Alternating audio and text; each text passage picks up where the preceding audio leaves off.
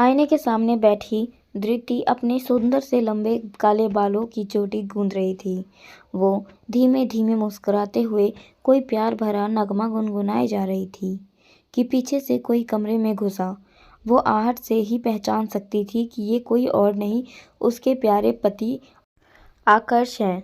आकर्ष ने कमरे में घुसते ही अपने बिस्तर पर रखी हुई धृति की साड़ी उठाकर जमीन पर फेंक दी।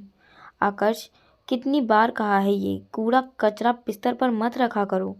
धृति, कूड़ा कचरा नहीं है, साड़ी है हमारी, वो पूरे 3,000 की, हमारे घर के चढ़ावे में आई थी, नीचे क्यों फेंक दी। आकर्ष, दोबारा तुम्हारी कोई भी चीज़ मुझे मेरे बिस्तर पर नहीं दिखनी चाहिए। धृति, और अगर दिखी गई तो क्या करोगे। धृति अपनी मोटी मोटी आंखों से पलकें चमकाती हुई बोली। आकर्ष गुस्से से उबलता हुआ धृति के करीब आया। वो डर के मारे दीवार से चिपक गई। आकर्ष बोला, अगर नजर आई तो तुम्हें तुम्हारे सामान के साथ उठाकर कमरे से बाहर फेंक दूंगा। और ये किस चीज़ की इतनी गंदी सी स्मेल आ रही है। आकर्ष अपनी नाक सिकोड़ते हुए बोला, सरसों के तेल की, अभी अभी हमने चोटी बनाई है, आप कहे तो आपके सर की मालिश कर दें। धृति चाबुक की तरह अपनी चोटी घुमाती हुई बोली, ईऊ, कोई ज़रूरत नहीं है, गेट लॉस्ट। वो अपनी नाक को हाथ से बंद करते हुए बोला। हैं, का बोले, हिंदी नहीं आती आपको।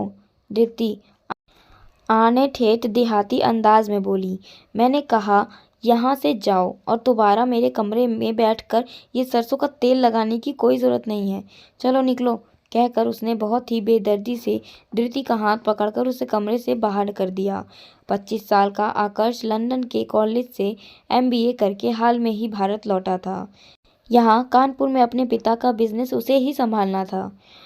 रक्षित ग्रुप ऑफ इंडस्ट्रीज के मालिक रक्षित सिंह राजपूत का बड़ा बेटा था आकर्ष सिंह राजपूत। लंदन में रहकर खूब स्विमिंग करके आकर्ष ने एक अच्छी खासी एथलीट बॉडी बना रखी थी। माथे तक आने वाले बाल, गोरा रंग और 6 फुट का कद उसे किसी फिल्मी हीरो जैसा लुक देता था। बदकिस्मती यह रही कि आकर्ष के पिता रक्षित का कानपुर के पास के ही एक किसी गांव की ज़मीन को लेकर काफ़ी समय से विवाद चल रहा था। रक्षित वहां चमड़े की फैक्ट्री लगाना चाहते थे, जबकि गांव के मुखिया किसी भी कीमत पर वो फैक्ट्री वहां नहीं लगाने देना चाहते थे।